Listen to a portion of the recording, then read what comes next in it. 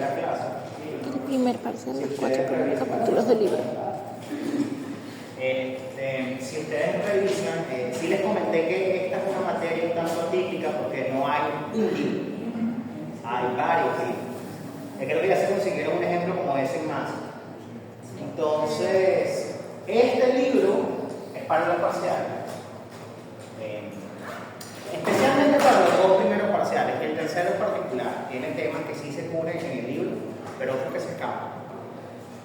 Este libro es bueno para la metodología del proyecto de la asignatura y para en general cómo hacer proyectos.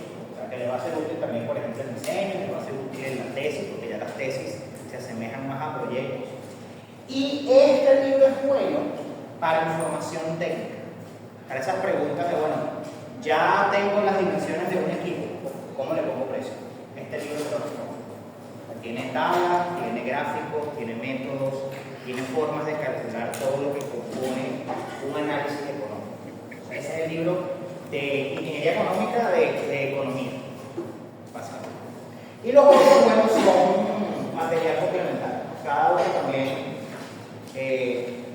digamos que complementa estos tres libros principales. Quizá para el próximo semestre actualicé esto, pero por ahora esto funciona. Así que para el primer parcial, sí, los primeros 4 capítulos de ese libro, que se los pasé por el curso. Ahí está. No hay ningún inconveniente. Entonces, bueno, para arrancar, nosotros habíamos comenzado, ya hemos hablado del valor del dinero en tiempo, que el dinero es un medio de intercambio, no tiene valor por sí mismo. Su valor lo da las cosas que tú puedes adquirir en el mercado.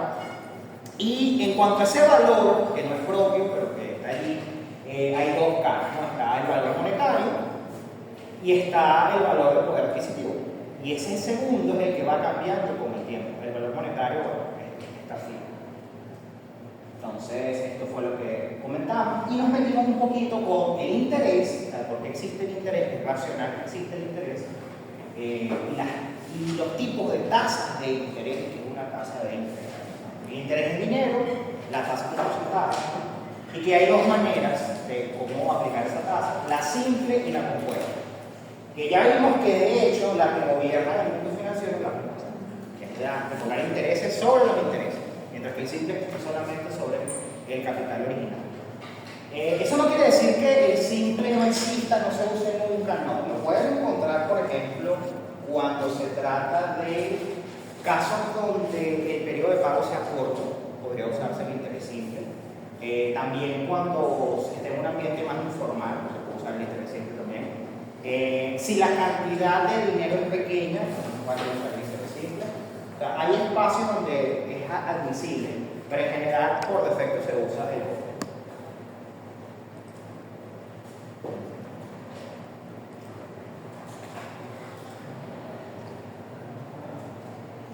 Y creo que de aquí hicimos el problema 2.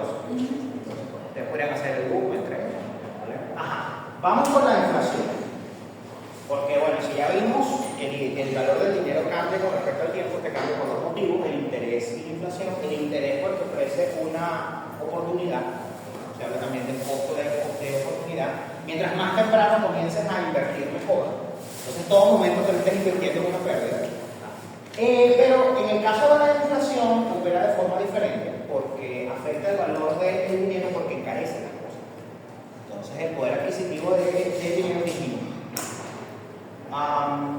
Y bueno, existe, a pesar de que tú tengas un país en excelentes condiciones económicas, vas a tener un poco de inflación, que existe en todos los países. Y existe básicamente en dos formatos. Es bueno que se lo haya comentado en economía. Los dos tipos de inflación que hay, por demanda y por costo. Entonces, aquí me refiero a tener los dos.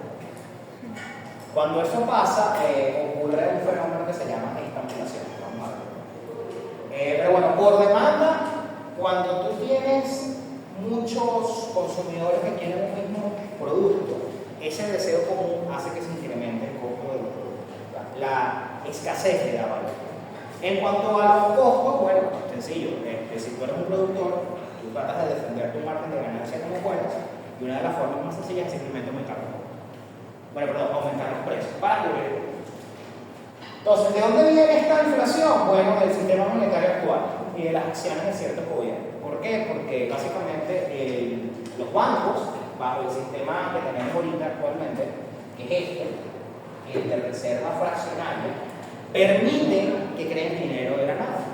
Básicamente, ellos están obligados a tener una cierta cantidad de dinero real en sus, entre comillas, arcas, pero a partir de ese dinero real ellos pueden crear dinero ficticio.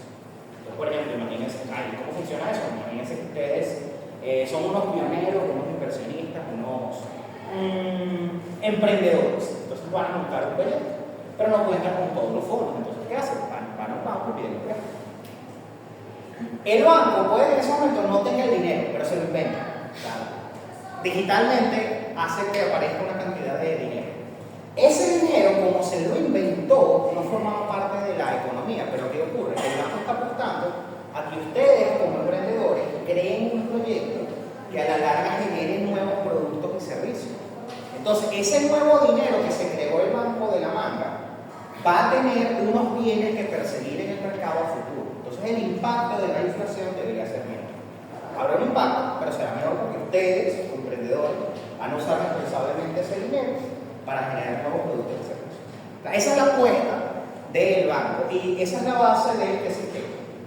Y es lo que permite que ese concepto tan extraño de crear dinero de la nada impulse un crecimiento económico constante. Por eso es que todo el mundo está preocupado de que la economía crezca constantemente, porque si no crece, entonces todo eso, todas esas acciones que ocurren día a día, terminan en una inflación imposible de contener. ¿Y en dónde se refleja si eso no se cumple? ¿Cómo? ¿En dónde se ve reflejado cuando eso no se cumple? Por decir, el banco se creó ese dinero. Se lo creó. ¿Qué ocurre? Bueno, si esa apuesta del banco no funciona, entonces lo peor que podría pasar es que si eso le pasa muchas veces al mismo banco, el banco podría estar en peligro de quebrar. ¿Por qué? Porque también una cosa que ocurre es que cuando ustedes depositan dinero en el banco, técnicamente el banco no lo guarda. Eso que ven en el saldo de la cuenta no es el dinero que ustedes tienen guardado en el banco, es una deuda que el banco les reconoce a ustedes. Entonces, esa deuda, el banco podría pagarla o no, depende de que también le vaya en su negocio. Entonces, si al banco le ocurre muchas veces que prestó dinero y la gente en vez de ser responsable, invertir en proyectos, crear productos, etc., no hizo eso, sino que no sé, compró una casa nueva, compraron un carro, qué sé yo, se lo despilfarraron. Y el banco está en peligro de quiebra, el banco puede pedir auxilio al Banco Central. Entonces el Banco Central despacha una cantidad de dinero líquido y bueno, le impondrá unas medidas más restrictivas a ese banco para que no cree tanto dinero ficticio. ¿Qué ocurre? El sistema realmente falla cuando eso le ocurre a múltiples bancos, entonces el Banco Central no puede auxiliarlos a todos. Ahí ocurre un quiebre total de la economía. Pero eso es muy difícil que pase. Entonces, por eso también, en la mayoría de los países donde las cosas funcionan bien, el Banco Central está aparte del resto del gobierno. Porque tiene que funcionar independientemente para mantener todo este equilibrio. Si no, el Banco Central se vuelve cómplice del gobierno y se crea dinero ficticio sin restricción y aparece la hiperinflación. Eso nos pasó a nosotros. Sí, eso nos pasó a nosotros. Hay otros casos famosísimos, por ejemplo, no sé si han oído el de Zimbabue, que llegó también la inflación de trillones de dólares de Zimbabue. Bueno, aquí también pasó en Venezuela. No se siente, pero claro, en el fondo ya hemos perdido 14-0. Si nosotros nos ponemos a contar. Entonces, sí, eso es lo que pasa. Ahora, eso pasa cuando no hay responsabilidad, cuando no hay disciplina fiscal.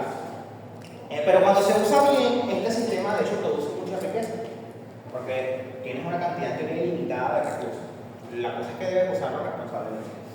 Bueno, y otra cosa que también influye en todo esto de la inflación, no sé si ustedes han escuchado el patrón de oro, si les suena. Básicamente la idea era que el dinero, ¿no?, el papel moneda, tenía que estar respaldado por algo de valor.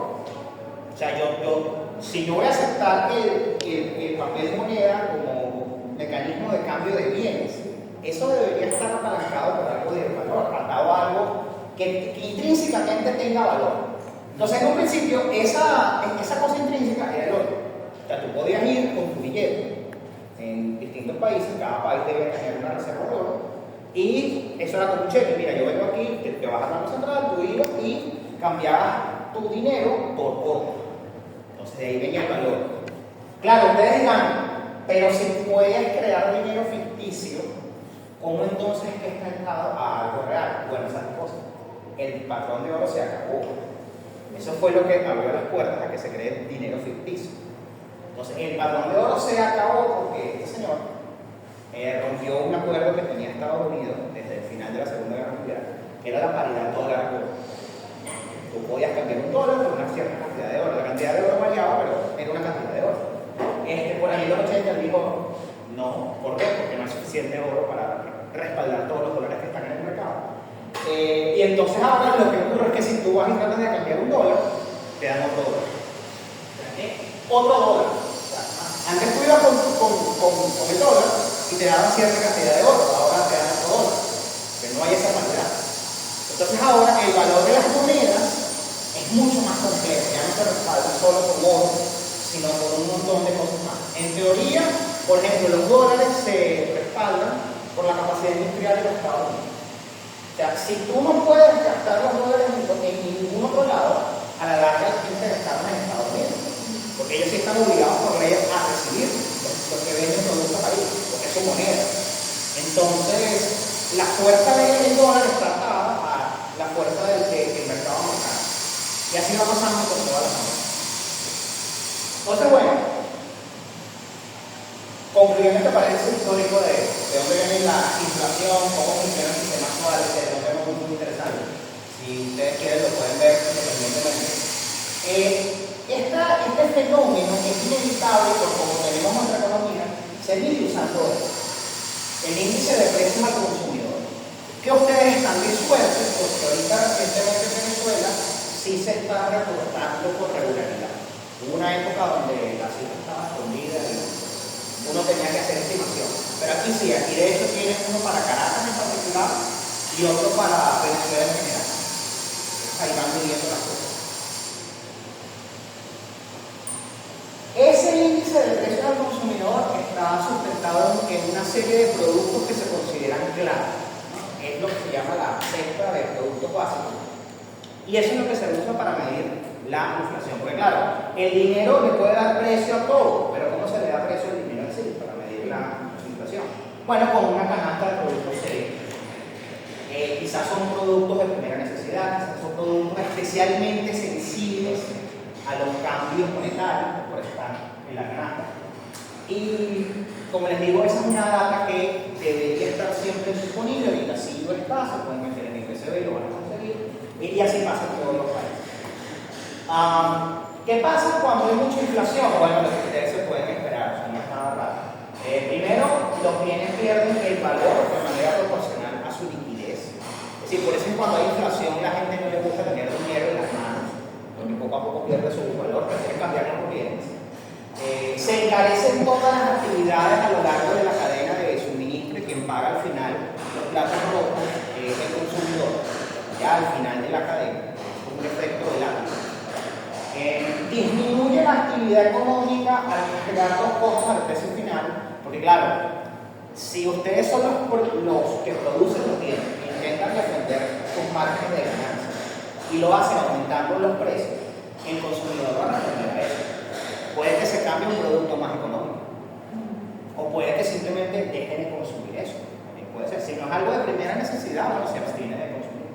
Eso puede pasar. Entonces, para los productores, de hecho, es un riesgo subir los precios, porque se exponen a que disminuyan sus ventas. Entonces, ahí tienen que ver. Eso lo vieron también ustedes en economía, lo de la electricidad precio-demanda. Es un equilibrio que deben mantener. Y bueno, en la parte de los bancos disminuye la oferta crediticia, porque si existe un riesgo de inflación, los bancos también van a comenzar a pensar qué hacer cuando presten dinero. Porque otra vez tendrán que fijar unas tasas de interés tales que los protejan contra la inflación, que tenga sentido seguir prestando. Entonces no hay un apalancamiento financiero. Y todo esto lleva a que simplemente el desempleo económico. La estanflación es la combinación de estancamiento con inflación. Y es un fenómeno muy peligroso porque resulta que todas las medidas económicas que se habían intentado eran para combatir la inflación por demanda. Y esas medidas, si se aplicaban, incrementaban el desempleo. Bueno, incrementa, una balanza que se tiene. Pero la estanflación surge cuando aparece la inflación por costo. Entonces allí, si tú intentas colocar medidas que te controlen la inflación, aumentas el desempleo. Pero no atacas realmente esa inflación porque esa inflación es por costo. Entonces es una situación bien difícil de cómo salir. Un caso emblemático que pueden ver es Estados Unidos en los 80, también Bolivia, la crisis en Bolivia. Aquí en Venezuela llegó más o menos con el paquetazo de los 90. Por aquí va. O sea, estos ciclos económicos se repiten una y otra vez, como cada 20, 30 años, también por cómo está estructurada nuestra economía. Entonces, las bases de la ingeniería económica. Esto lo vamos a ver después. Sí es importante tener en cuenta que vamos a tener muy presente lo de la perspectiva del tiempo, por eso de que el dinero cambia su valor en el tiempo. Y hasta vamos a tener un diagrama que es una línea de tiempo, en el fondo. Y bueno, una cosa que deben entender también es que las cifras que vamos a tener reflejados acá generalmente son pronósticos. Son estimados futuros del escenario más probable, pero son estimados futuros. Entonces, por ejemplo, si son estimados futuros, no tiene mucho sentido ponerle 4 cifras decimales. Lo comento porque me ha pasado que entonces llegan al final y hacen un estimado económico, por ejemplo, y de paso tienen cifras del orden de millones y le colocan hasta la 4ª cifra decimal. O sea, no tiene sentido porque no pueden garantizar tanta precisión. Es innecesario y es hasta pretencioso. Es decir, no, yo voy a anticipar el futuro con tanta precisión. No, eso no es posible. Entonces, bueno, para que lo tengan en mente, son estimados probables, pero son estimados. Y bueno, toda decisión económica tiene 4 componentes. Tiene el flujo de efectivo, que es el protagonista de la historia. Tiene el tiempo en el que ocurren esos flujos para asignarle su valor correctamente. Tiene las tasas de interés, porque puede que ocurra que varias tasas operen en un mismo tiempo, de manera simultánea. Y tienen una medición del beneficio económico, a ver si al final eso es rentable o no. Ya esto dirá si es resiliente o si es marginal. Pero primero, ver si es rentable. Y bueno, siempre hay que medir usando la misma escala. Entonces, después vamos a ver que de ahí nace un concepto que es el de la equivalencia económica. Porque si el valor varía con respecto al tiempo, hay que medir en el mismo periodo de tiempo. Si no, estaría comparando peras con manzanas. No puedo hacer eso. Entonces, la equivalencia económica determina cantidades de dinero que tienen el mismo valor. O sea, por ejemplo, si yo tengo una cantidad de dinero en el presente, esa cantidad tendrá infinitos valores equivalentes en años futuros. O sea, yo tendría que ver cuánto sería un valor equivalente a ese día de hoy en un año en el futuro, 2 años en el futuro, 3 años en el futuro, etc. O sea, serán equivalentes. No iguales, porque el valor monetario será diferente, pero el valor de poder adquisitivo será igual. Y eso puede ocurrir bajo efecto del interés o bajo efecto de la inflación. Por ejemplo, si yo digo que antes yo podía montarme en el autobús por 10 bolívares y ahora debo pagar 20, pues quiere decir que, bueno, el valor de 10 bolívares de hace 3 meses, por decir algo, es equivalente al valor de hoy de 20 bolívares. Por efecto de la inflación. Son equivalentes. Fíjate que no son iguales, porque no es de hoy por 20. Pero en cuanto a lo que pueda adquirir con ellos, sí son iguales. O sea, eso es equivalente. Ajá. Esto es solo considerando la inflación. Solo inflación. De hecho, el protagonista aquí va a ser el interés. Si ustedes van a los libros que tratan esta materia, el énfasis se lo dan al interés. ¿Por qué? Porque en la mayoría de los casos, la inflación, primero, es un valor que está disponible al público, en teoría. Tú vas y vas a encontrar estimados gubernamentales sobre eso, así que no es un valor escondido, no es un valor que dependa del inversionista, no está allí. La cosa es lidiar con eso.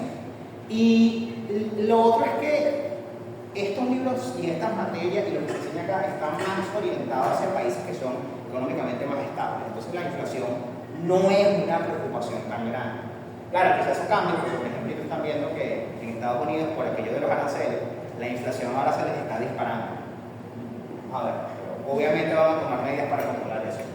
Pero sí, en cuanto al interés, la equivalencia viene en, bueno, si yo tengo 10 bolívares hoy, ¿a cuánto será eso equivalente bajo cierto plan de inversión? Entonces ya no es porque, oye, necesito más dinero para comprar lo mismo porque el dinero vale menos, sino, oye, ¿cuánto podría haber ganado si invierto eso? Por eso es que funciona de manera diferente. Primero vamos a tratar con el interés, después vamos a tratar con la inflación y después vamos a ver qué pasa cuando actúa los cuotas. Pero sí, el énfasis está en el interés y la oportunidad.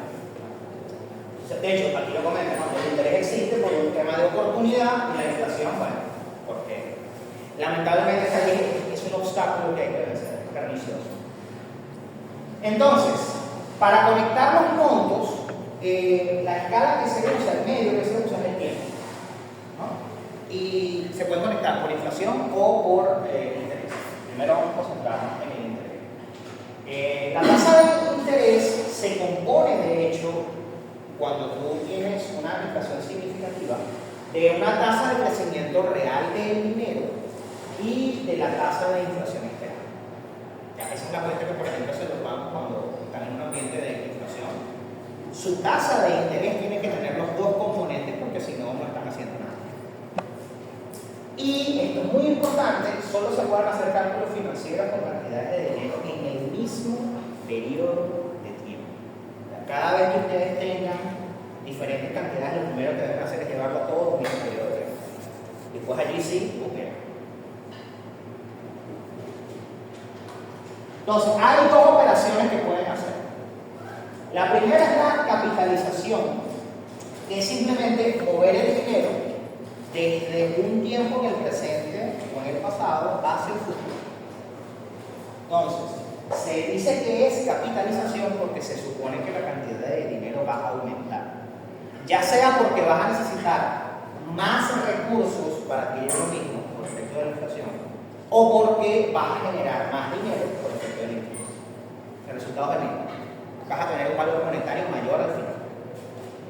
La otra opción es lo contrario, es llevarlo desde el futuro hacia el presente, o desde el presente a un momento en el pasado, un punto que vas hacia atrás en el tiempo. Y lo que haces es que disminuyes el valor monetario. Y por ejemplo, bajo el efecto del interés, lo que está pasando realmente es que tú vas descontando las ganancias que podrías tener bajo el efecto, por ejemplo, de un plan de ahorro o de un plan de inversión, en fin, del efecto del interés. O sea, esa es menos intuitiva que la capitalización.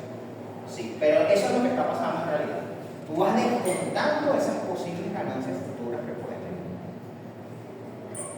Y ustedes dirán, bueno, tiene más sentido, ¿no?, que yo vea la capitalización para ver cuánto yo podría ganar en el futuro. Quizá no es tan intuitivo el tema de la actualización, pero en verdad sí lo es, porque si te prometen a ti una ganancia futura, una cantidad futura, tú dices, ajá, pero ¿y cuánto es eso en el presente? Esa pregunta hace que tenga sentido, bueno, mira, actualice eso y vea. Si te dicen, mira, te voy a dar $1 millón en 30 años. ¿Cuánto es eso al día de hoy? Sí, vivo para ese momento. Entonces, allí sí tiene sentido hablar de actualización. Entonces, ahí tienen que comenzar a descontar un montón de cosas. Pero bueno, esto se ve mejor con ejemplos, así que vamos a comenzar a hacer ejemplos.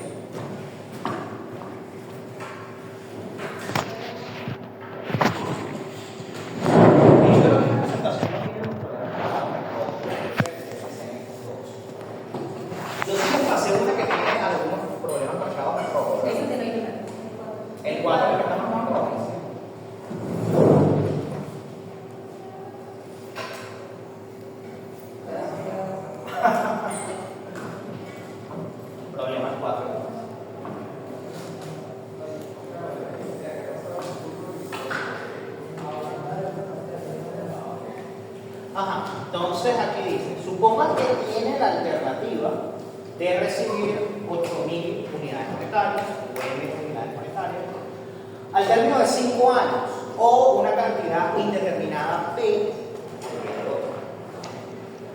Actualmente usted no necesita el dinero, ya vamos a ver que esa es una condición bastante importante, por lo que podría depositar las P unidades en una una cuenta bancaria pague el 8% de interés con un buen valor. Entonces, ¿qué valor de P haría que ustedes, como los tomadores de la decisión en este caso, sean indiferentes ante la opción de elegir P hoy o la promesa de tener un vivir en el futuro? En este caso, 5 años en el futuro. Bueno, como les comenté en la clase pasada, ya aquí van a aparecer elementos que se van a repetir a lo largo de los problemas o de las situaciones, y bueno, hay que desarrollar una cierta nomenclatura. Entonces, bueno, P, en este caso es la cantidad que desconocemos, es el valor presente. F es el valor futuro, en este caso 8.000. Y minúscula es la tasa de interés, en este caso 8%. Entonces primero la coloco en porcentaje, después la coloco en decimal. Y acuérdense, al momento de reportarse, se reporta en porcentaje. Esta vez no le coloco un subíndice para señalar si es un sitio, porque se sobreentiende. Bueno, en este caso ni siquiera se dice exactamente lo que puede.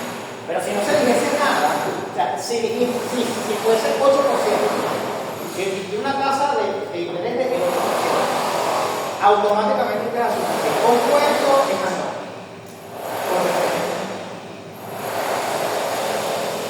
anual. Y bueno, el periodo de tiempo son 5 y esto está en años. Ok, ya tenemos todos nuestros elementos. Entonces hay una fórmula que, bueno, yo coloqué dos fórmulas en la clase pasada. Una era esta.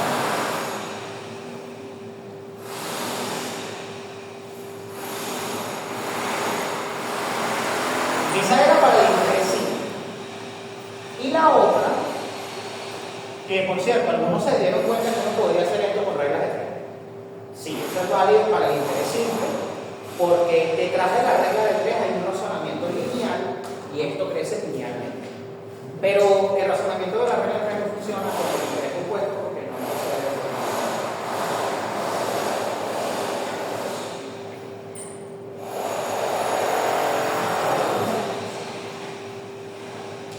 Entonces, ¿qué deberían hacer en este caso? Bueno, es una sustitución. Tienen F, tienen I, tienen N, en aquella P.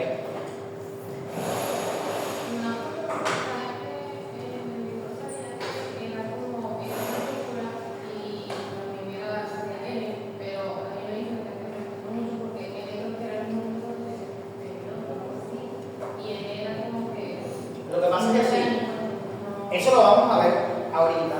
Esta N por ahora significa el número de periodos que tú transitas. Por ejemplo, en este caso son 5 años. Eso lo vamos a ver mejor cuando coloquemos el diagrama, donde puedan ver qué es eso de que transita, etc. Y para esta fórmula en concreto es el número de años transcurridos. Sin embargo, cuando veamos otras fórmulas, particularmente esta que se llama la fórmula condensada, la N toma otra estructura. Pero por ahora es el número, o el número de periodos.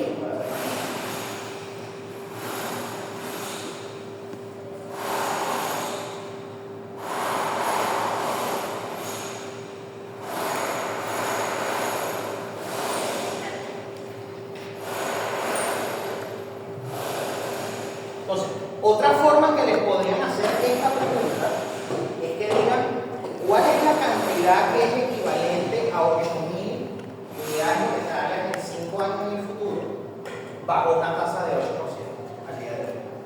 Otra forma de hacer esta pregunta. Aquí en el fondo es una pregunta de equivalencia económica y ese concepto va a estar ahí metido en casi todo lo que haga la equivalencia económica. Bueno, entonces comenten. ¿Cuánto vale el peso?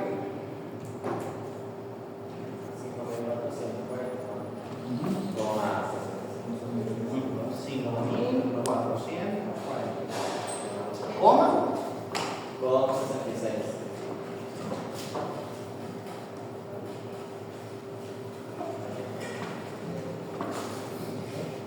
Podrían, considerando que esta es un valor que está en la escala de Mire, podrían colocar aquí un 100% sin olvidarse de esta parte decimal. Por aquello que les comenté, es decir, reportar los valores con tanta precisión en este caso no es lo más avanzado. Podrían hacerlo, o lo podrían dejar así. Vamos a colocar las dos opciones.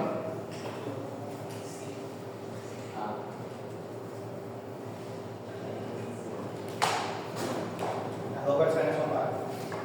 Y créanme, lo digo todo el tiempo y sin embargo al final en el último informe colocan los 4 decimales como si fuera un número de reino. En fin. Entonces, ¿qué significa este valor? Ya vimos que las cuentas no son particularmente difíciles. El rollo es saber qué significa esto. Ese valor se dice que es equivalente a los 8.000. Es equivalente económicamente. ¿Por qué? Porque si yo agarro este valor y lo invierto a esta tasa y espero 5 años, obtendré menos.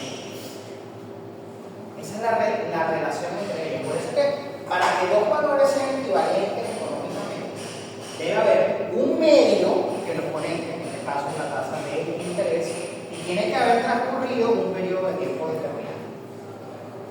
Entonces, si uno dice, bueno, este valor es equivalente a este otro, y anuncia esta salvedad. Equivalente por esto, bajo esta condición. Ahora, vamos a analizar otras cosas que se comentaban acá. Fíjense que dice, actualmente usted no necesita el dinero. Yo les dije, esa parte es muy importante. Y resulta que esa parte es muy importante porque si usted necesita el dinero, aquí no hay nada que discutir. No puede esperar a que me deje esos 45 años. Dámelo ya. Porque de nada me va a servir que me lo deje en 5 años si no voy a esperar aquí a 5 años. Si lo necesito ya, lo necesito ya. Dame de un año. Entonces, por eso es importante esa condición aquí. Y eso se señala otro hecho relevante. El dinero siempre va a ser preferible que te lo den más cercano al presente. Y si te lo das al presente, mejor todavía. No solamente porque puedas tener una necesidad, sino porque si tú tienes el dinero disponible antes, puedes comenzar a invertir antes. Por lo tanto, puedes generar más dinero en el futuro.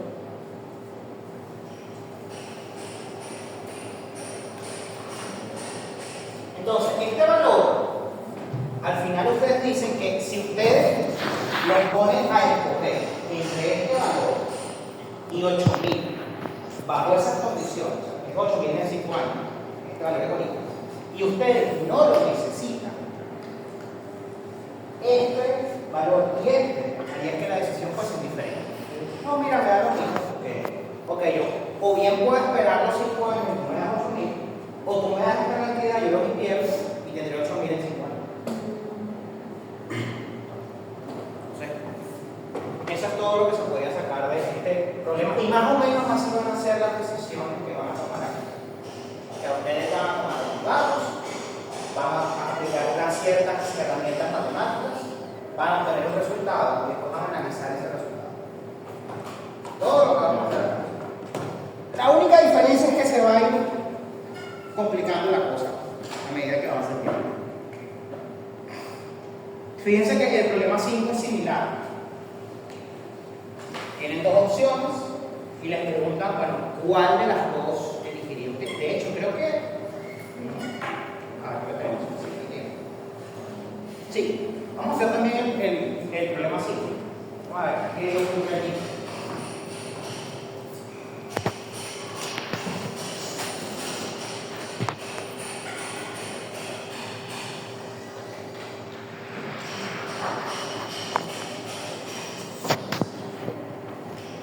El problema 5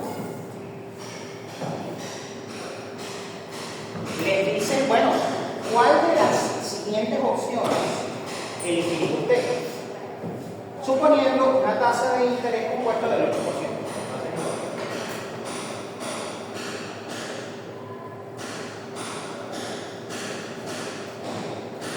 Entonces hay dos opciones. O usted recibe 100 o usted recibe 120 en 2 años. Entonces, en estos, en años.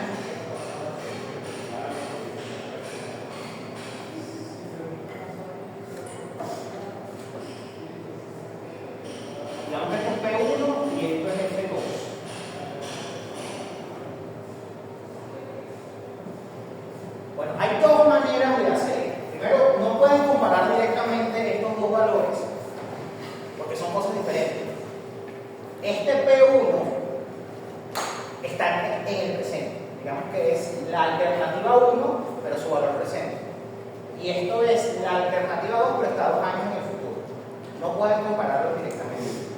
Entonces, lo que pueden hacer es, o calculan F1 y ven cómo es con respecto a esto, o calculan P2 y ven cómo es con respecto a esto.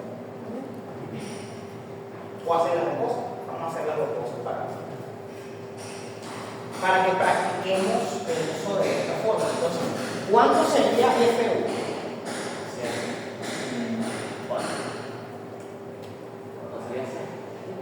No, sería 100 multiplicado por 1 más 0,08 elevado a la 2. Pero, porque lo que pasa es que es n, pero en n no han ocurrido, o sea, no han ocurrido tiempo, literalmente no. Si ha pasado una vez, sería 100 por 1. No, pero es que dice dentro de 2 años. Lo dice que la alternativa 1 es hoy. Sí. Y si es hoy no ha pasado años. Pero fíjate lo que está pasando. O sea, esta es la alternativa 1, te doy 100 hoy. Ok. Y la 2 te doy 120 en 2 años. Ajá. Pero yo no puedo decidir de buenas a primeras cuál de las dos es mejor, porque yo no puedo compararlas directamente. Que uno es hoy y otro es en 2 años. Entonces, lo que les comenté es, bueno, tienen dos opciones. O llevan esta a 2 años al futuro y comparan, o llevan esta a 2 años al presente y comparan. Aquí vamos a hacer las dos cosas. Entonces, ¿cuánto sería la versión en futuro de la alternativa 1? 117. ¿100 cuánto? Asumo que hay un redondeo. Ajá, ¿y cuál sería la versión en presente de la alternativa 2? 103. Asumo que ocurrió el mismo redondeo. Y ahora vamos a analizar qué está pasando acá y si nos dan conclusiones esperadas. Ok, F1 nos está dando 117. ¿Cómo se compara eso con 120? Menor. Entonces debería ser más razonable aceptar la alternativa 2. Por lo que nos está pasando acá. ¿Cómo nos da P2 comparado con este P1? Nos está diciendo lo mismo. Acepta la opción 2 porque su equivalente en el presente es mayor que lo que se presenta en el presente. O sea que por ambos caminos te da lo mismo. Acepta la alternativa 2. Y siempre va a ser así. Por ejemplo, en el futuro tengo 3 unidades menos. Que aquí tengo las 3 unidades más. Eso sí ya es una consecuencia numérica. Ok. Lo que sí va a pasar es que no importa cuál camino tomes, que debería dar el mismo resultado. Numéricamente puede pasar muchas cosas, pero el resultado debería ser el mismo. Fíjate, si una persona hubiese optado por este camino, hubiese dicho, oye, no, mira, cuando uno compara el futuro de esta opción 1 es menor que ya lo que me dan entonces. Me vuelvo 2. Mientras que otra persona que lo que haya hecho es sacar el presente de esta opción es mayor que este. Ambas te dicen quédate con la opción 1. Eso es lo que va a pasar. Y eso es una cosa que van a comenzar a ver también en esta materia, que hay múltiples caminos para llegar al mismo resultado. De hecho, al final se van a dar cuenta que siempre van a poder comprobar su respuesta. Y el problema es que quizás puedan tener en cuanto apliquen diferentes métodos y les den diferentes respuestas. Eso no debería pasar. Deberíamos tener el mismo resultado, todos los que se van a correr. Entonces, bueno, para que lo tengan en mente. ¿Qué fue lo que dijo? Que si uno va a ser mejor que la otra, Entonces, nunca van a ser las 3 mejores. Como hay que analizar las cosas, hay una herramienta muy útil para eso. De hecho, el algoritmo general, a la hora de que ustedes se enfrenten a problemas, primero examinan el tipo. Solo una, porque la demás va a poder subir lo la que tiene, magnitud. en todo caso, a veces tienen que traducir desde el enunciado para sacar cuáles son los datos. Este paso de examinar la tasa de interés por ahora lo vamos a saltar, porque de manera deliberada no va a haber inconvenientes con la tasa. No sé, es que no sé si lo explicó en lo que dijo ahorita, pero algo que me quedó como dudoso es, si en tal caso en ambos, en futuro y en presente, ambos son mayores, en ambos ganas, tienes que ver en cuál ganas más, o sea, eso pasaría. Bueno, fíjate, aquí estamos, esto se trata de decidir qué vas a hacer. Y el criterio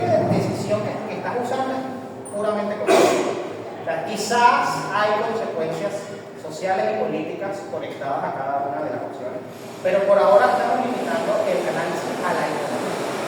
Si eso es así, la decisión se puede tomar sobre la base simplemente de un cálculo numérico. Y ahí sí evalúas qué es menor y qué es mayor y decides en consecuencia. Claro, pero en ambos casos puede subir.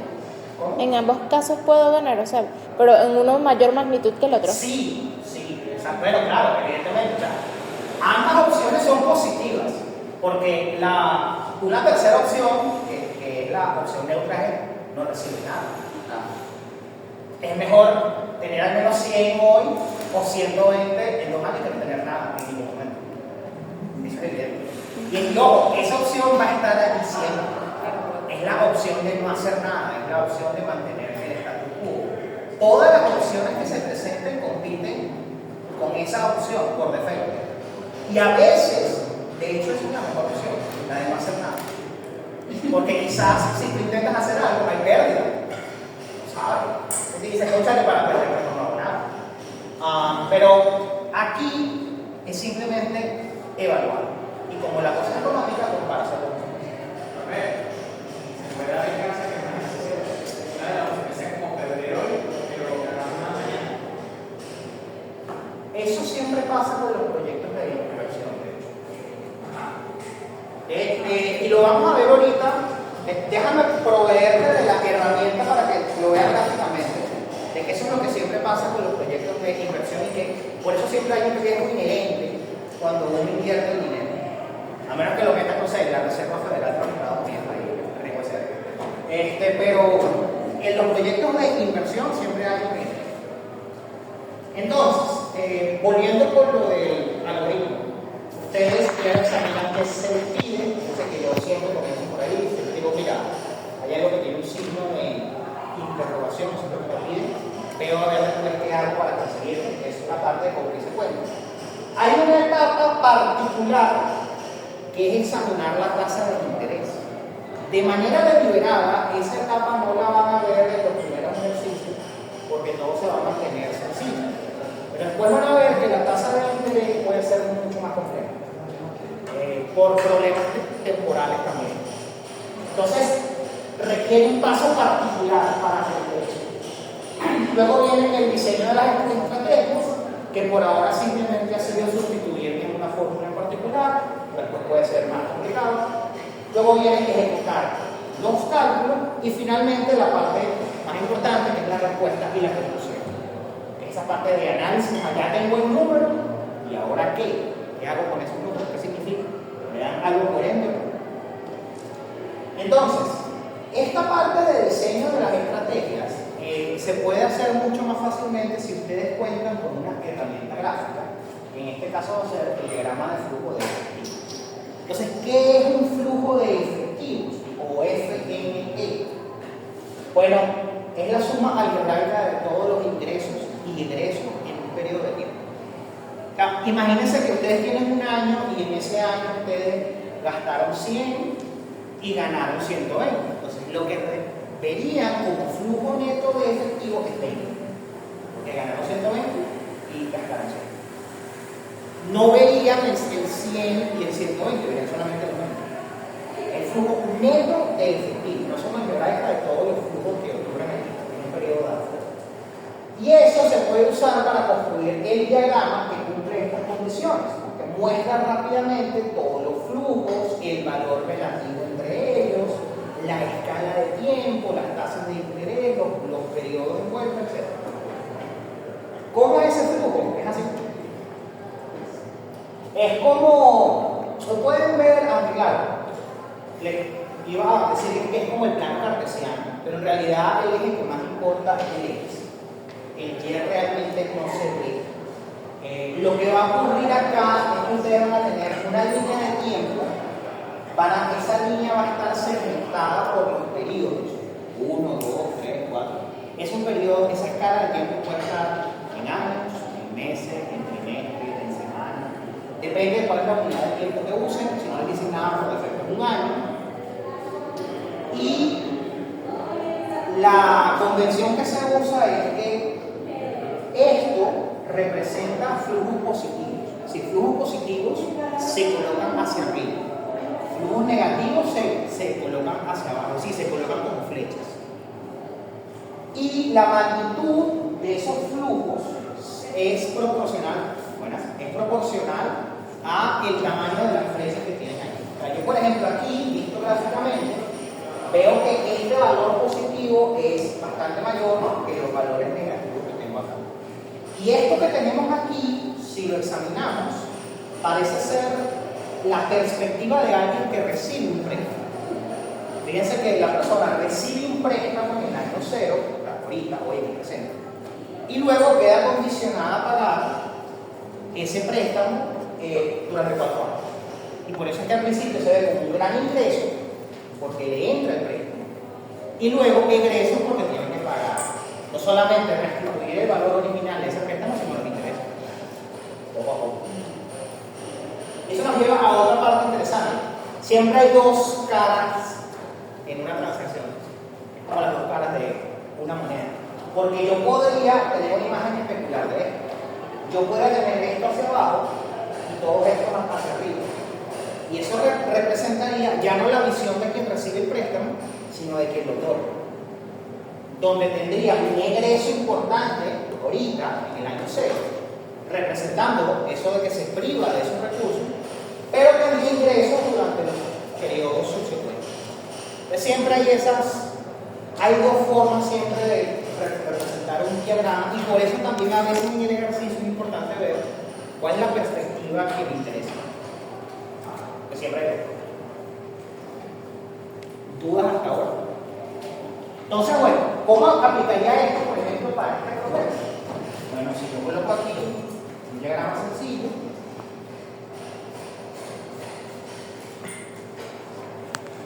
el problema que teníamos era ver qué me convenía más, si tener aquí 100 o tener aquí 120.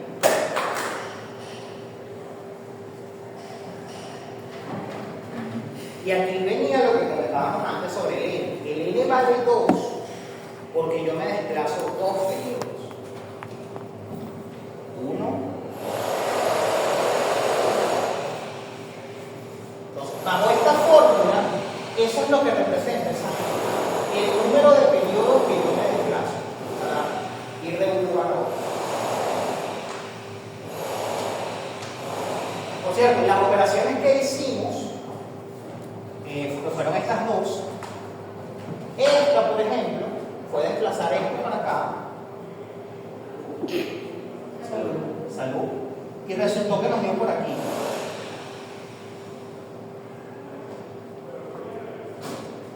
Y descubrimos que era menor que este valor.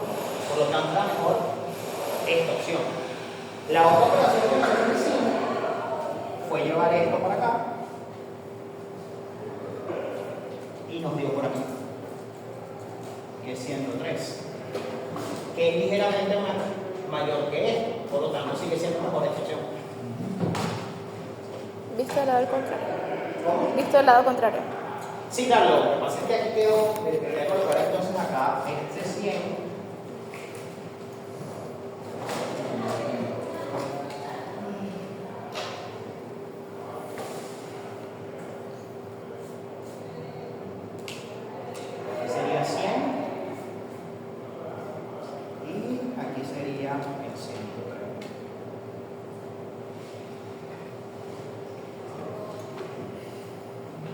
Pero en ambos casos yo me desplacé 2 periodos, ya sea para ir hacia acá o para ir en este sentido.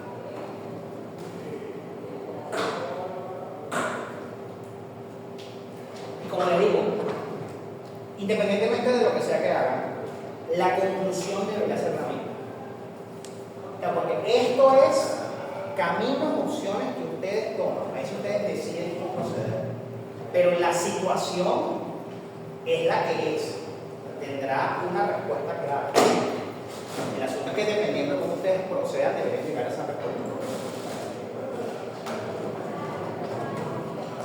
O sea, así se ve la capitalización y la... Sí, exactamente. Por ejemplo, aquí, en este caso, en el azul, nosotros capitalizamos.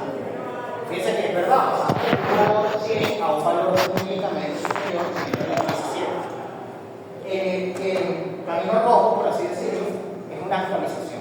Pasamos de 120 a 103. De un monto mayor a un monto menor. ¿Por qué? Porque descontamos. O sea, aquí pasó un monto menor, porque a este 120 se le descontó unas ganancias que yo pude haber tenido de haber invertido en estos 130. Porque si lo vemos, o sea, siempre pasa eso, es más intuitivo ver la capitalización que la actualización. Y imagínenselo así, para yo ir de 103 a 120, le debo sumar cosas al 103, ¿no? ¿Qué le sumo? Interés. ¿Bajo qué tasa? De la misma forma, para yo ir de 120 a 103, le debo restar. ¿Qué le resto? Esos intereses que yo pude haber ganado si hubiese recibido el fondo.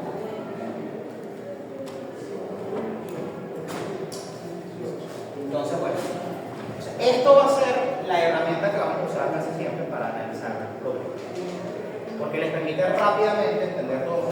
De hecho, es muy común que aparte de colocar los valores y los montos y los periodos, ustedes coloquen aquí la tasa. Y aquí ya todo perfectamente. Tendrían los 4 elementos principales, no, los 3 elementos principales: flujos, periodos y tasa.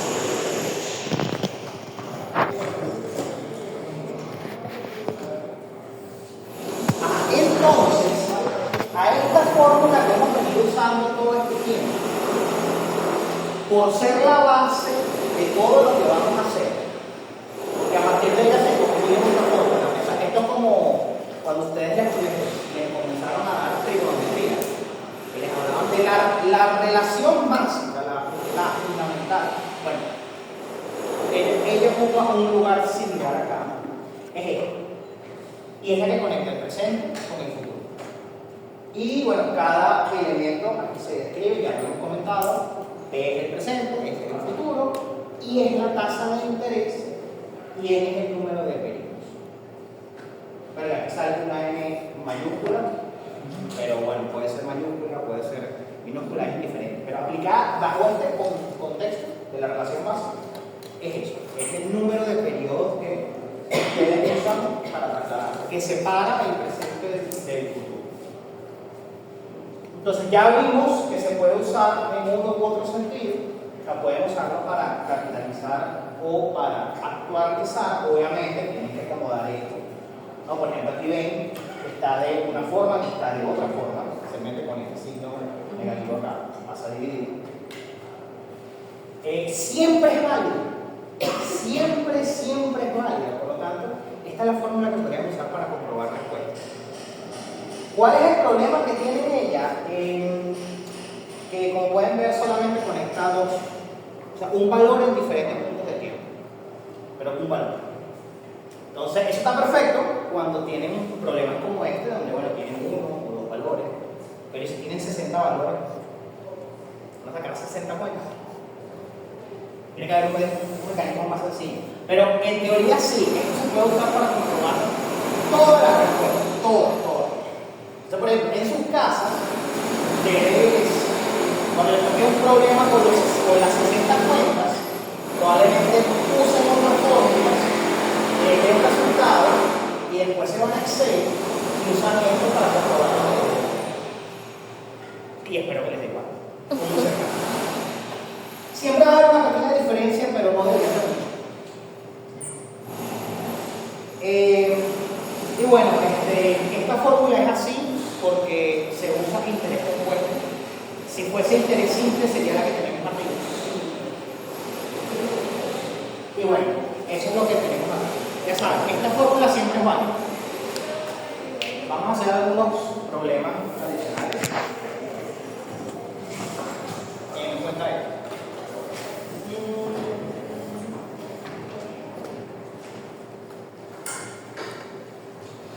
Vamos a hacer el problema 6.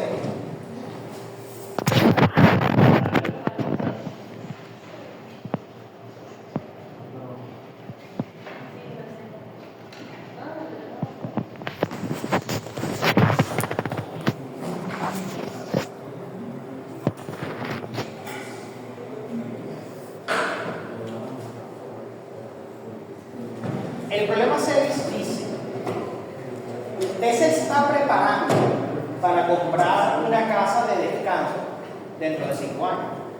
Y bueno, la casa costará en ese momento 80.000 unidades monetarias. ¿Okay?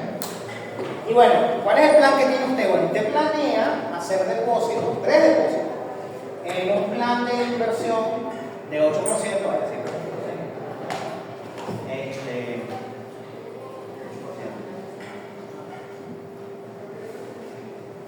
la próxima vez lo dejo ahí. 8%. Y la cosa es que usted va a depositar 10.000 hoy, 12.000 dentro de 2 años y un monto X no determinado dentro de 3 años. Entonces, ¿cuánto necesita invertir precisamente dentro de 3 años? Ese monto X, ¿cuánto es? Para asegurar que tendrá los fondos necesarios para comprarse la casa, que su precio estimado es en los 5 años.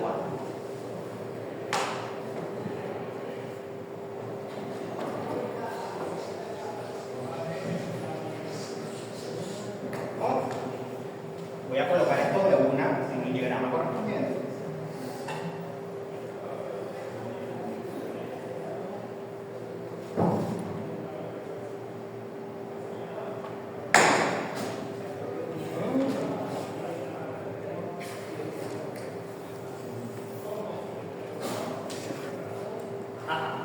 Bueno, si esto es desde el punto de vista de la persona que quiere comprar la casa, la meta es que en el año 5 tenga la cantidad de dinero igual o superior a los 80.000.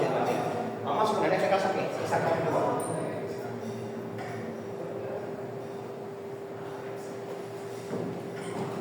Tiene 80 casas, 80.000. Entonces, si esto es así, lo otro son depósitos. Es dinero que él está depositando en un banco y por lo tanto él se privará, él o ella se privará del uso de ese dinero. Entonces será, bajo esta perspectiva, ingreso. Tenemos uno aquí, tenemos uno un poquito mayor acá y otro muy probablemente bastante mayor aquí. Entonces este es de 10.000, el otro es de 12, creo. Sí, 12.000. Y este no se sabe.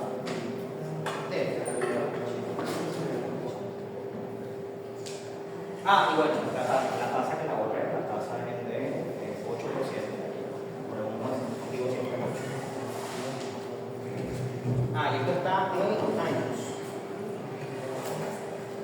Listo. Entonces ya con esto tengo una representación de lo que está pasando allí. Y ahora comienza el diseño de las estrategias, porque como les dije, hay infinidad de posibilidades acerca de cómo se. Por ejemplo, una persona diría, vamos a llevarlo todo al año 5.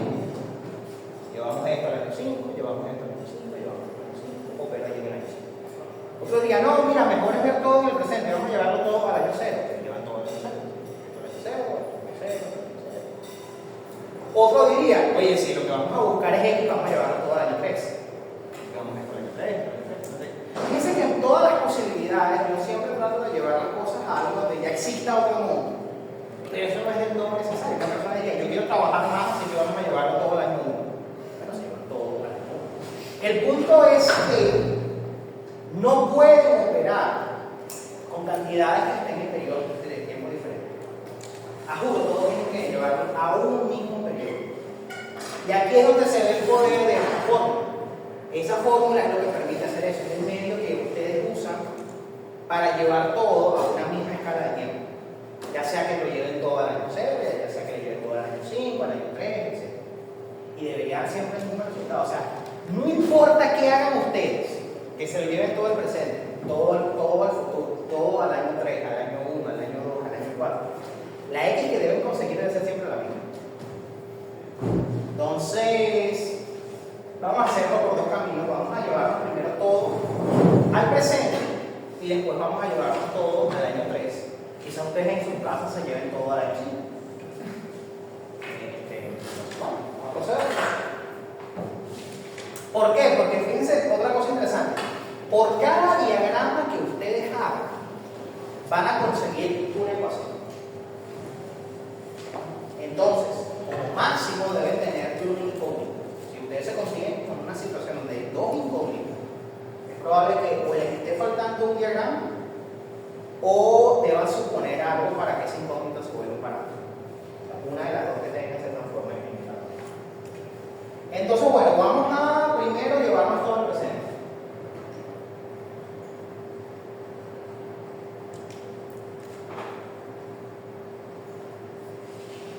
Todo el año cero. Entonces, si me llevo todo el año cero, y ojo, fíjense que aquí es muy importante esa suposición de que este plan de ahorro, todo este plan que la persona está haciendo es para conseguir los 80.000. O sea que todo lo que reúne acá va a ser igual a 80.000. O sea, esto está equilibrado. No hay una cantidad extra, porque si hubiese una cantidad extra, entonces mi incógnita adicional en el problema. No podría resolver.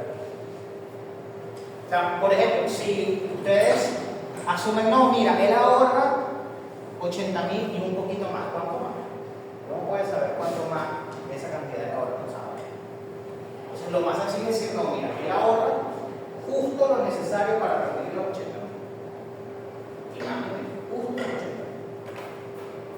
Que de hecho esa es la duda que tiene la persona, oye, ¿cuánto será lo mínimo necesario que debo colocar aquí en mi tercer depósito para que yo pueda comprarme la casa de retiro? Es la fecha indicada. Entonces, bueno, guiándonos por los propios signos que se ven acá, ¿sí? Ustedes tienen, por un lado, están los egresos. En este caso son los depósitos. Y ya dijimos que todo iba a ir al año cero. Entonces, a los 10.000 no le pasa nada porque están en el año cero. Entonces, no les hago nada. ¿Qué pasa con los 12.000? ¿Qué necesito hacer para que estos 12.000 vayan al año cero? Aplico la fórmula, ¿no? En este caso sería, bueno, 12.000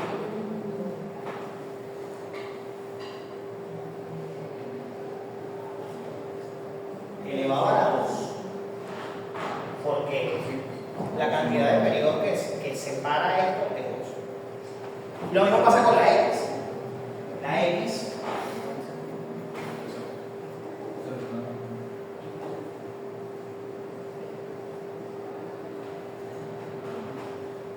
y ahora eso, por la condición que estamos diciendo, que debe estar perfectamente equilibrado, hay una equivalencia económica, va a ser exactamente igual a los 80.000, pero los 80.000 hay que llevarlos al año cero.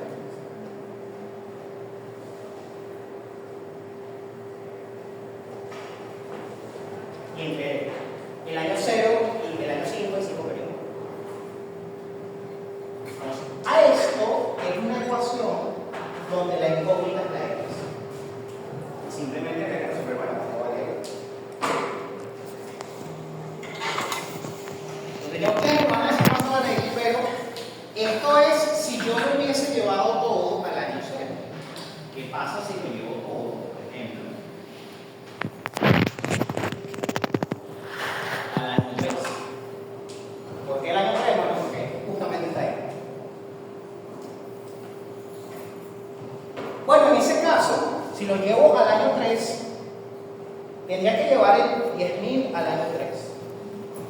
Ahora, piensa que antes, cuando lo llevaba todo aquí al año 0, eran puras actualizaciones. Siempre aparecía esto dividiendo. Pero ahora van a ver unos que van a estar capitalizados y otros actualizados. Entonces, por ejemplo, el 10.000 se debe capitalizar.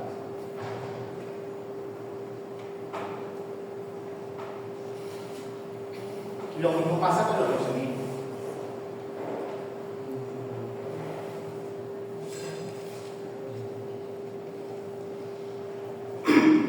Porque todos hay uno.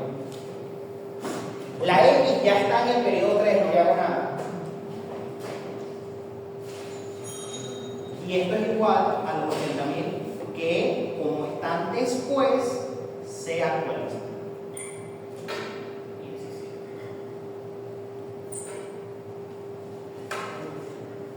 Y me debería dar el mismo valor de X.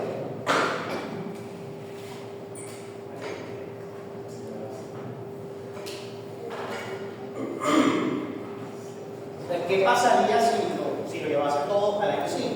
Sería lo opuesto de todo se descapitaliza. Salvo 80.000, no pasa que nada. Porque ya están en el año 5.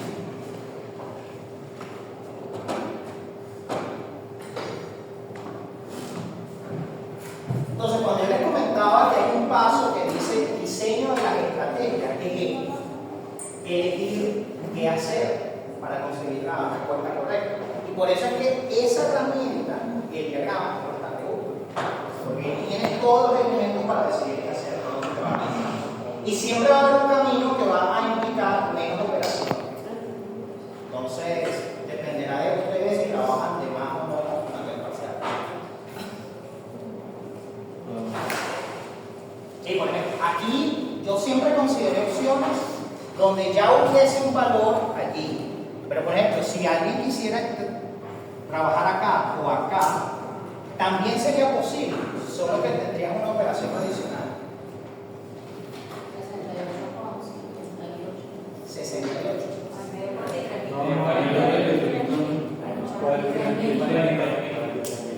Suena más por ese 43. Los dos. Los dos dan el mismo valor.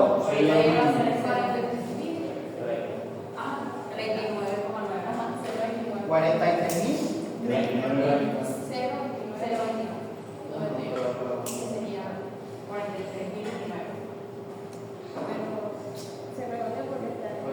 Sí, también lo podemos. Podrían colocar 43.000, podrían colocarlo 43.030. Podrían trabajar así. Va a haber un caso donde sí va a ser necesario ser muy preciso, pero aquí lo que les digo, ustedes trabajan con estimados. Esto es un estimado.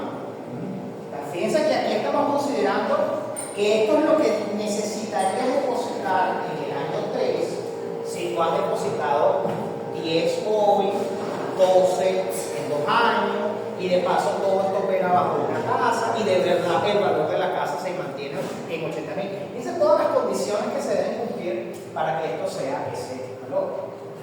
Entonces, como eso muy probablemente no sea así, no tiene sentido colocar una cifra tan precisa. Solo tener una idea. Entonces, por eso podría ser válido decir, no, ¿cuánto es? 40. O lo podrían dejar así. Ahora sí, si ponen esto, no se lo voy a poner mal, ¿no? Pero ya es para que tengan en cuenta. No, y por favor no vayan a colocar los decimales. Eso sí, no. Aquí no. Ya les voy a decir cuándo sí es necesario ser preciso por los decimales. Aquí no. ¿Alguna duda? Ahora, y como ver es creer, como Santo Tomás y tocar y todo, bueno, ya vieron que la X es lo mismo. Así que esa es la prueba, todos los caminos tienen que llevar a Roma. No importa por dónde se vayan, tienen que llegar a la misma Roma.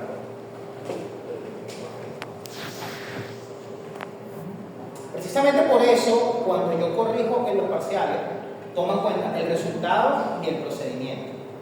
Y lo más insólito que me ha pasado es cuando tienen el resultado bien, pero el procedimiento no lo entienden. Y si pasa eso, Lo tienen mal, porque hay un problema, sí, claro, porque hay un problema de repetibilidad. O sea, tú tienes que tener un método sólido que resista la revisión de terceros, porque tu resultado tiene que ser reproducible. Si no, tuviste suerte. Y no puedes contar en las comas, suerte. No todo el tiempo. O sea, que estamos viendo los conocimientos que ustedes traen a la mesa, no que tan afortunados son.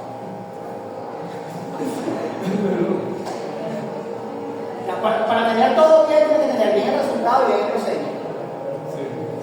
Puede pasar, de hecho es muy común, que tengan bien el procedimiento y no el resultado. Es normal, porque no es humano, quizás se muera un signo por allí, se confunden con una cifra, puede pasar. y en ese caso, De hecho, es mejor ese caso que el otro, donde tienen bien el resultado y no el procedimiento, porque ese sí es inexplicable. Es una caja negra, no sé qué cosa. Entonces, bueno, hasta ahora, fíjense que los problemas que hemos hecho se pueden hacer con esto, con la fórmula simple. que es lo que yo les decía, es muy poderosa, aplica siempre, siempre la pueden aplicar, por lo tanto se puede usar para revisar respuestas. Pero entonces la de arriba se llamaría capitalización y la de abajo es actualización. Sí, esto capitaliza, esto actualiza. Son esos dos movimientos. Y fíjense que los estamos usando constantemente. Siempre. Y depende de cuál es la estrategia que tú uses. Pero el problema con esto es que, como yo les dije, ¿qué pasa cuando ustedes tienen varios flujos? Porque estos son flujos. Estos son flujos netos de efectivo. ¿Qué pasa cuando tienen varios o simplemente muchos? Bueno, una estrategia sencilla es irse a Excel y que él haga todas las cuentas. Fuerza bruta. Pero otra opción, como eso no existía, ¿no? Tuvieron que los que idearon todo esto tuvieron que plantearse otras opciones. Y otra opción es identificar patrones en los flujos, es decir, examinar el diagrama y tratar de ver cómo agrupar los flujos en grupos que permitan que tú apliques una sola fórmula para tratarlos a todos ellos. Eso sería mucho más sencillo que tratar de aplicar múltiples veces la fórmula básica. Al menos en cuanto a procesamiento de cálculo. Quizá el razonamiento es un poco más complejo, pero es preferible razonar un poquito más que sentarse mecánicamente a hacer todo, si no cuentas con Excel, por ejemplo. Entonces, el primer patrón que se identificó, que es muy común, se le conoce informalmente como anualidad y formalmente como serie de pagos uniformes o serie de flujos uniformes. Lo que pasa es que se coloca pago porque generalmente esto se ve en situaciones donde la persona pide un préstamo y entonces queda condicionada a pagar un monto regular cada año. O, por ejemplo, cuando compras a crédito. ¿No? Por ejemplo, te compras una nevera a crédito y quedas condicionado a pagar unas mensualidades que son iguales, uniformes en el tiempo. La manera de sacar esas cuentas, la van a ver aquí, ¿vale? Porque es que no es precisamente agarrar el valor del bien del contado y dividirlo entre, no sé, 12. Se van a dar cuenta que si hacen eso, las mensualidades de hecho son mayores. Lo van a ver porque es aquí. Pero bueno, en cuanto al patrón que ustedes identifican en el flujo, en el diagrama de flujo de efectivo, el patrón tiene varias cosas en común. Y las cosas que tienen en común es que, bueno, tienen varios flujos que son iguales, monetariamente es el mismo valor, y están uniformemente distribuidos. Es decir, si están separados por un año, por ejemplo, todos están separados por un año. ¿Lo tenemos? Si acá hay un año, acá hay un año, acá hay un año, etc. Están uniformemente distribuidos, todos tienen el mismo valor. Aquí tienen, por ejemplo, A1, A2, A3. En realidad todos parecerían A. Todos tendrían el mismo valor. Esas son dos condiciones importantísimas. Y finalmente, todos están sujetos a la misma tasa de interés. Pues si se cumplen esas tres condiciones, ustedes van a poder aplicar la fórmula que vamos a ver acá. En general hay dos casos que ustedes pueden tener. Un caso se llama ordinario y otro caso se llama diferido. ¿Cuál es la diferencia entre ellos? La cantidad de operaciones que tienen que hacer. Por ejemplo, en este caso, aquí es claro que el objetivo es llevar esto al año cero.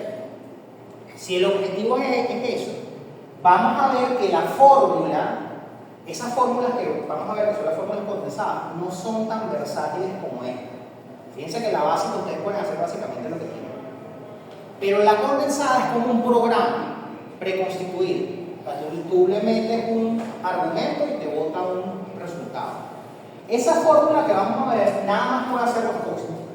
O condensa todo el valor de la serie en un periodo inmediatamente anterior al inicio de la serie, o condensa todo el valor de la serie en el último periodo de esa serie.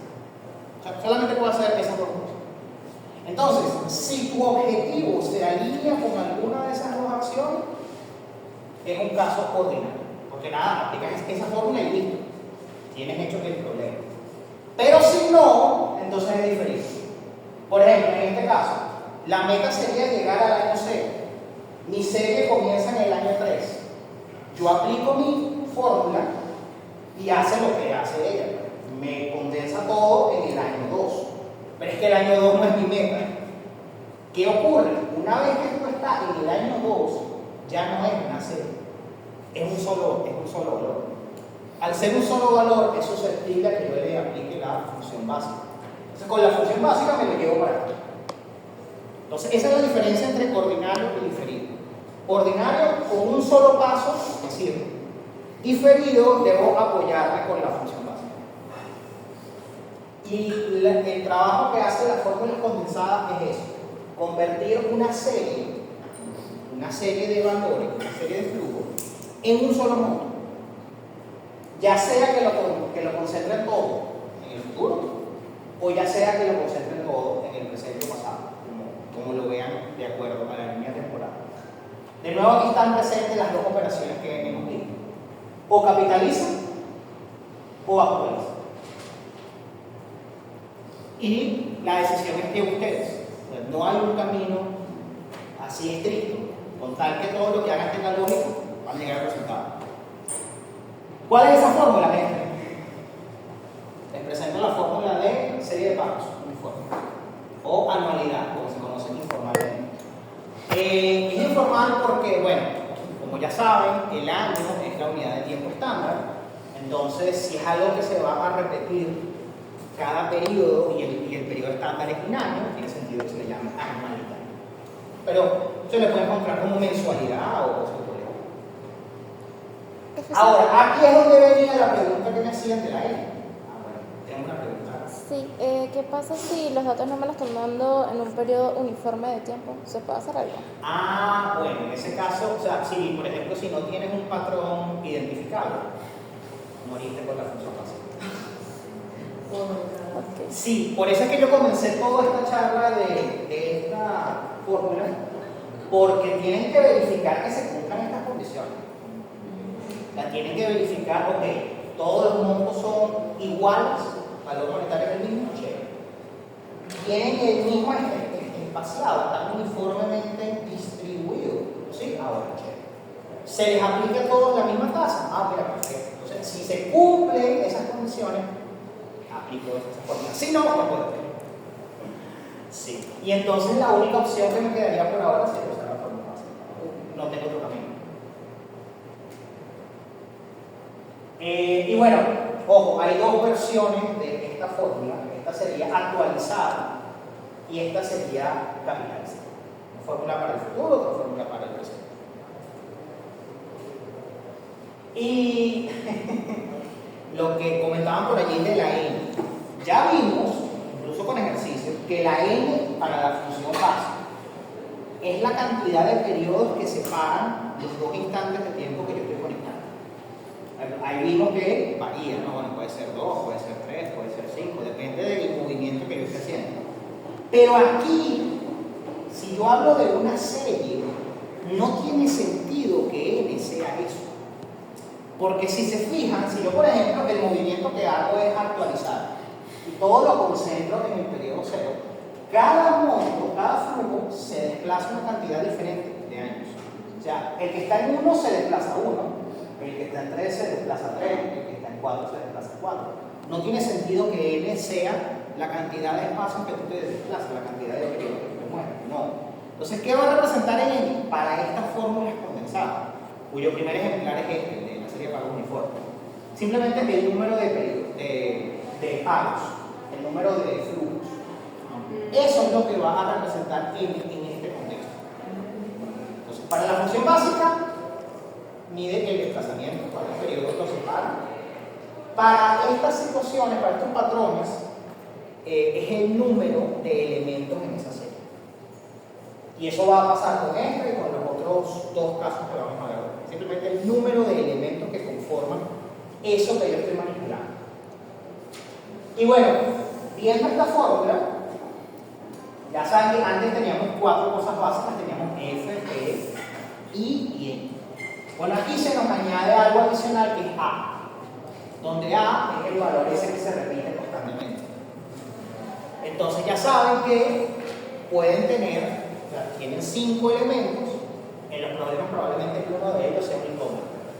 Y la dificultad varía dependiendo de qué es un incógnito. Por ejemplo, si la incógnita es n, si pueden capitalizar no hay mayores inconvenientes, pero si nada más pueden usar esta opción es bastante más complicado. De hecho, yo los invito a que traten de despejar n de acá. No es posible. O sea, aquí, allá, el máximo nivel que teníamos matemáticamente con aquella fórmula era un logaritmo. Tú aplicabas un logaritmo, bajabas la n, no pasaba nada. Aquí todavía puedes hacer eso. Aquí no. Aquí ya tienes que pasar a un proceso iterativo. Entonces ya esto es, digamos, lo más complejo que se puede ver acá. Hacer un proceso iterativo. Entonces, ya se van dando cuenta que depende mucho cuál día escoja. Porque si tienen libertad y tienen las dos opciones, quien se vaya por allá con un logaritmo termina el problema. Quien se vaya por aquí tendrá que elegir un valor semilla, hacer un proceso iterativo, etc. Y la respuesta va a ser la misma. Que solo tú vas a hacer eso. Entonces, cuando yo diseño los parciales, considero el tiempo la opción más eficiente. Y considero, bueno, si yo me tardo 40 minutos, ustedes lo van a hacer en 2 horas. Entonces, bueno, para que tengan esa cuenta. Hay un caso especial de la serie de pagos uniformes. Y ya con eso concluimos y llegaríamos, creo que ya de una pareja de hacer ejercicios para la siguiente clase. Hay un caso especial para la serie de pagos uniformes que se llama perpetuidad. Que como su nombre indica, es bueno, ¿qué ocurre cuando esto no tiene un año donde concluye, sino que esto se extiende eternamente? Y ustedes dirán, ¿qué sentido tiene imaginarse un caso donde la n tiende al infinito? Que por cierto, si ustedes tienen curiosidad de dónde sale esto, está bastante simple, ¿no? Esta es la fórmula de perpetuidad. Eso sale si ustedes aplican un límite notable cuando n tiende a infinito, aplican eso que vieron en cálculo 1, por allá muy lejos, les da esa fórmula. Y ustedes dirán, bueno, ¿qué sentido lógico tiene aplicar esto? No, sí tiene aplicaciones prácticas.